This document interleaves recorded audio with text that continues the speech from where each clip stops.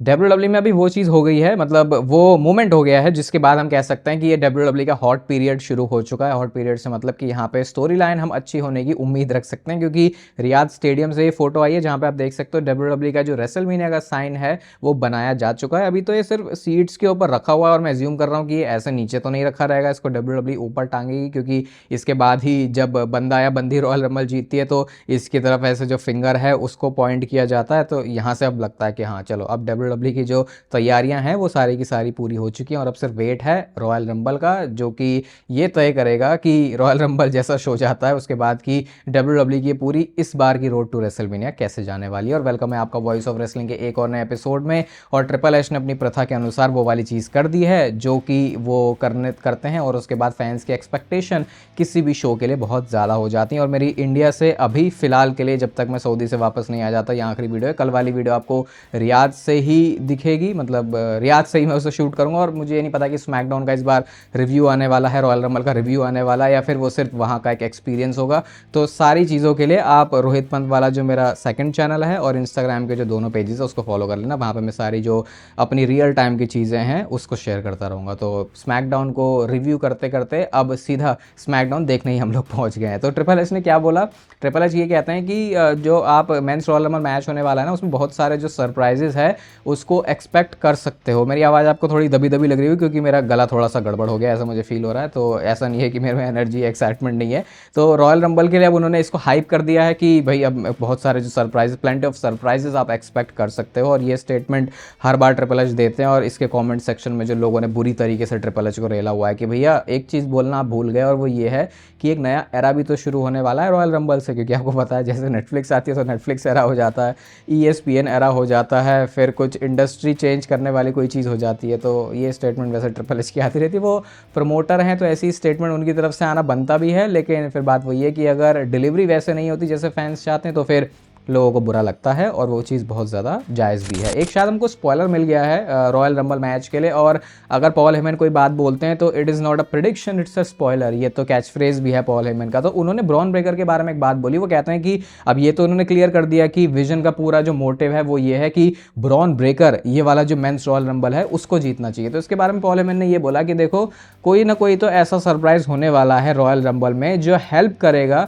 Bron Breakker की victory के लिए, इंश्योर करेगा कि ये जो मेंस रॉयल रंबल मैच है वो ब्रॉन ब्रेकर ही जीते। अब आपको पता है जब कनेक्शंस बनाने की बात आती है तो ये जो हमारे पॉल हेमन कलाकार आदमी है, ये बहुत ही कलाकार आदमी, बहुत ही माहिर आदमी है, किसी को भी लेके आ सकते हैं। और यहाँ पे एग्जैक्टली वो क्या कहना चाह रहे हैं ये तो शायद जब हम रॉयल रंबल देखेंगे उसके बाद ही हमको पता चलेगा। लेकिन इससे ये पता लग रहा है कि विजन पूरी जोरों शोरों से तैयारी में है कि जो ब्रॉन ब्रेकर है उसको ही मेंस रॉयल रंबल मैच जीतनी चाहिए। और अगर आपके दिमाग में ये नाम है कि क्या ये नाम ब्रॉक लेसनर है जो कि ब्रॉन ब्रेकर की हेल्प करेगा, तो शायद आप थोड़ा सा अभी ज़्यादा सोच रहे हो। इतना आपको सोचने की ज़रूरत है नहीं। ऐसा मैं क्यों कह रहा हूँ उसके बारे में बात करेंगे थोड़ी देर में। पर नेक्स्ट बात करते हैं जॉन सीना की। और भैया जॉन सीना को देख के तो ऐसा लग रहा है कि वो खुद ही बता रहे हैं कि यार एजे स्टाइल्स का आखिरी मैच ही होने वाला है रॉयल रंबल। मैंने आपको कल वाली वीडियो में बताया था कि इतनी सारी जो पोस्ट हैं वो आ रही हैं एजे स्टाइल्स के लिए उनके इंस्टाग्राम पेज पे, और लगातार जो 3 फोटोज़ हैं वो इंस्टाग्राम पे जो पोस्ट हुई हैं वो जॉन सीना की एजे स्टाइल्स के बारे में ही है। तो वही है, मैंने आपको सब कुछ डिटेल ऑलरेडी बता दी है कि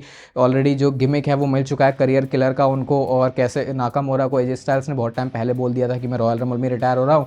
तो सारी चीज़ें तो ऐसा लग रहा है कि उसी डायरेक्शन में लीड कर रही हैं कि एजे स्टाइल्स का ये आखिरी मैच होने वाला है रॉयल रंबल में अगेंस्ट गुंथर। पता नहीं, मेरे को तो अभी भी डाइजेस्ट नहीं हो रही है बात, जैसे जॉन सीना वाली बात डाइजेस्ट नहीं हुई, अब तक नहीं डाइजेस्ट होती। ऐसा लगता है कि हाँ भैया अभी बंदा ब्रेक पे है, वापस आ जाएगा। तो सिमिलर सी फीलिंग एजे स्टाइल्स के लिए है। बाकी लेट्स सी, प्रिडिक्शन वीडियो में और बात करेंगे कि हमें क्या लगता है कि इस मैच का जो आउटकम है वो क्या होगा। एक चीज़ जैसे मैंने आपको बताई थी PWL के बारे में कि यहाँ पे जो मैचेस हैं, जो पूरी लीग है वो पूरे फुल फ्लो में चल रही है, और अभी तो बेस्ट मैचेस आने बाकी हैं। इस पूरे PWL के सीजन ने एक चीज़ तो प्रूव करी है कि ये पूरी लीग कितनी ज़्यादा कंपेटिटिव और अनप्रिडिक्टेबल रही है। आप यहाँ पे खुद ही पॉइंट्स टेबल देख सकते हो, हर मैच का जो इम्पैक्ट है वो नजर आ रहा है, और स्टैंडिंग भी जो है वो काफ़ी क्लोज है। हाँ, कुछ रेसलर्स ने डेफिनेटली स्टैंड आउट किया है, जैसे कि यूई सुसाकी की परफॉर्मेंस वो तो रिकॉर्ड ब्रेकिंग थी, और अपने इंडिया के ही अमन सहरावत, मुकुल दहिया और सुजीत कलकल ये भी बहुत कंसिस्टेंट थे। एक स्पेशल मेंशन निशा दहिया के लिए भी, जो कि अपने बेस प्राइस पर पिक हुई थी लेकिन अब रैंक करती हैं टॉप 5 रेसलर्स में। और 17 साल की सारिका भाई, इनकी तो परफॉर्मेंस ऐसी थी कि इन्होंने ओलंपिक सिल्वर मेडलिस्ट गुजमन लोपेज को ही हरा दिया। तो इससे ये भी पता चलता है कि आपका सिर्फ नाम नहीं,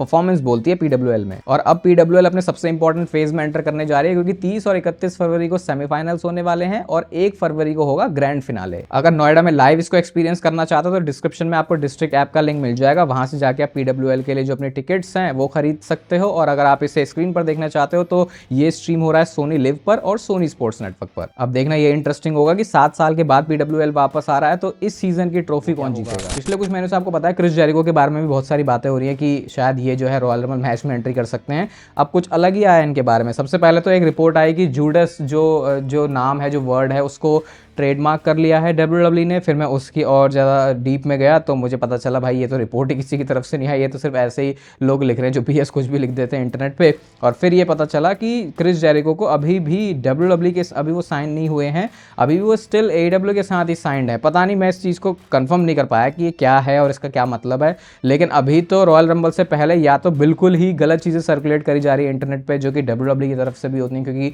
कई बार जो उनको सरप्राइज़ है उसको सरप्राइज़ रखना होता है। तो फिर पता नहीं अब क्या है यहाँ पे सीन। लेकिन ये तो मैंने जितना इस चीज़ को समझा है, ऐसा लग तो रहा है क्रिस जेरिको को आना तो है WWE में। अब क्या वो रॉयल रंबल होगी, क्योंकि उसके बाद मैंने आपको ये बताया था कि रॉयल रंबल के ठीक बाद उनका जूडस वाला जो टूर है वो भी शुरू होने वाला है, जहाँ पे वो म्यूजिक गाना बजाना करते हैं, कॉन्सर्ट करते हैं। तो अगर वो ये कर रहे हैं तो क्या वो WWE के लिए टाइम निकालेंगे भी, क्योंकि वो तो निकाल ही नहीं सकते फिर, क्योंकि भाई जब आपको पता है किसी सिंगर का टूर होता है तो फिर वो एक सिटी के बाद जो है दूसरी सिटी जाता है। तो ये कैसा रिटर्न हुआ क्रिस जेरिको का रॉयल रंबल में कि वो 1 महीने तक WWE को टाइम ही नहीं दे सकते। तो कन्फ्यूजन बहुत सारी है और इसके लिए वही है कि रॉयल रंबल तक का हमको वेट करना पड़ेगा।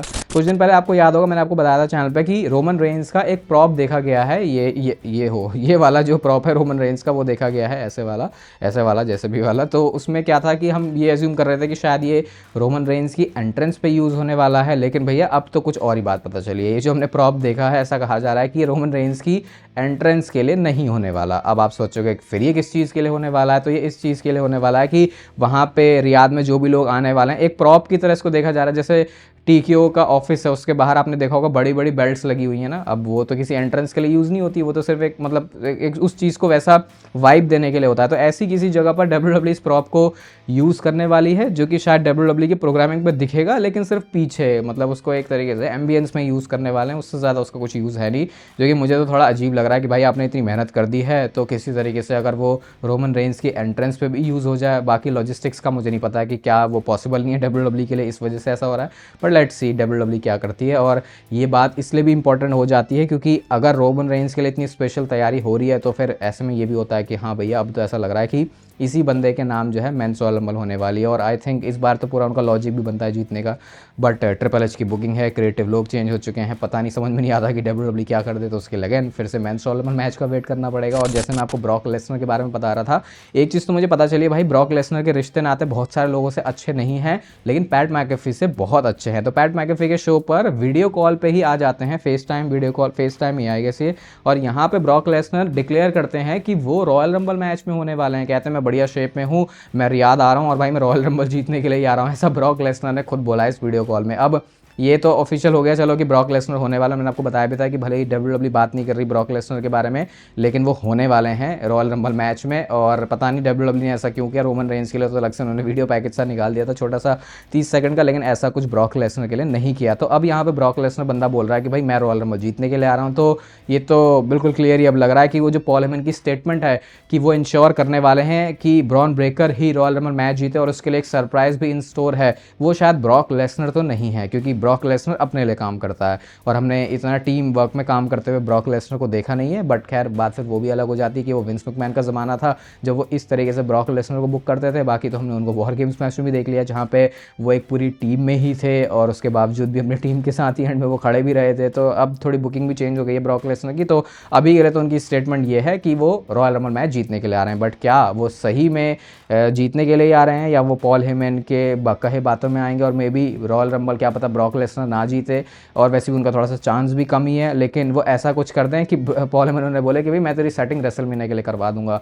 बट अगैन फिर क्या ब्रॉक लेसनर वो बंदा है जो ऐसे सेटिंग करने में बिलीव करता है, वो भी अपने आप में क्वेश्चन है। तो बहुत सारी चीज़ें तो हो गई हैं इस रॉयल रंबल मैच के अराउंड, इतनी हाइप नहीं है देखो ये तो कह सकते हैं बाकी पिछले साल की रॉयल रंबल से या उससे पहले की रॉयल रंबल से, लेकिन इतना है कि रॉयल रंबल शो होता अपने आप में स्पेशल है, उसकी हाइप नहीं भी है तो भी ऐसा नहीं हो सकता कि उसको आप देखने के लिए ट्यून इन ना करो। तो अब देखते हैं फिर men's men's Royal Rumble match में वो सरप्राइज क्या है जिसकी पॉल हेमन बात कर रहे हैं, और क्या ब्रॉक लेसनर सही में इस रॉयल रंबल मैच को जीतते हैं या फिर नहीं। और ऑड्स के बारे में आपको बता देता हूँ कि अभी इस समय पर ऑड्स क्या चल रहे हैं मेंस रॉयल रंबल मैच जीतने के लिए। भाई इस जो ऊपरी लिस्ट है टॉप 5 में ब्रॉक लेसनर का नाम टॉप 5 में भी नहीं है, बिल्कुल वो टॉप 10 में ही आते हैं। तो इसका मतलब कि ऑड्स तो ऐसा नहीं कह रहे, लेकिन जो लिस्ट है उसमें नंबर 5 पर नाम आ गया है कोडी रोड्स का। मैंने आपको कल वाली वीडियो में बताया था कि कैसे ये जो स्टोरी है वो इस डायरेक्शन में भी जा सकती है कि कोडी रोड्स रॉयल रंबल जीते। और वो कैसे, वो ऐसे कि ड्रू मैकिंटायर तो उनको सीधा सीधा मैच देगा नहीं, और क्योंकि अभी इस समय डब्ल्यूडब्ल्यूई बहुत ज़्यादा इन्वेस्ट कर रही है कोडी रोड्स में, और उस पर फिर मैंने कमेंट्स पढ़े थे भाई आप लोगों के, मेरा भी वही मानना है। फिर नंबर 4 पर जो नेम है वो है गुंथर का। ये तो थोड़ा अजीब है क्योंकि उनका अपने आप में ही अलग मैच है, लेकिन फिर भी गुंथर तो फिर गुंथर ही है, वो कुछ भी कर सकता है। नंबर 3 पर जो रैंक करता है बंदा वो है सैमी ज़ेन। उनका तो हिस्ट्री रही है तो फिर इस वजह से उनका तो चांस बनता ही है। और स्टिल जो ऑड्स हैं नंबर 2 के वो सेम टाइप के ही बने हुए हैं, क्योंकि नंबर 2 पर जो नेम है वो है ब्रॉन ब्रेकर का, और नंबर 1 पर स्टिल स्टैंड करता है रोमन रेंस की वो मेंस रॉयल रंबल मैच जीतने वाले हैं। और ये विंस मैकमैन का टाइम नहीं है कि ऑड्स एग्जैक्टली जैसे हों हमको वैसा ही रॉयल रंबल मैच में विनर दिखे। बाकी डिस्क्रिप्शन में आपको डिस्ट्रिक्ट ऐप का लिंक मिल जाएगा, वहाँ से जाके PWL के लिए आप जो अपनी टिकट्स है उसको बुक कर सकते हो। आप मुझे इंस्टाग्राम के पेजेस पे फॉलो कर लेना, यूट्यूब चैनल पे फॉलो कर लेना, सारे डिटेल्स में वहाँ पे शेयर करता रहूँगा जैसे जैसे मैं जा रहा हूँ सऊदी अरेबिया स्मैकडाउन और रॉयल रंबल देखने के लिए। और बाकी ठीक है, फिर चैनल सब्सक्राइब कर दो और लेते रहो ज़िंदगी के मज़े।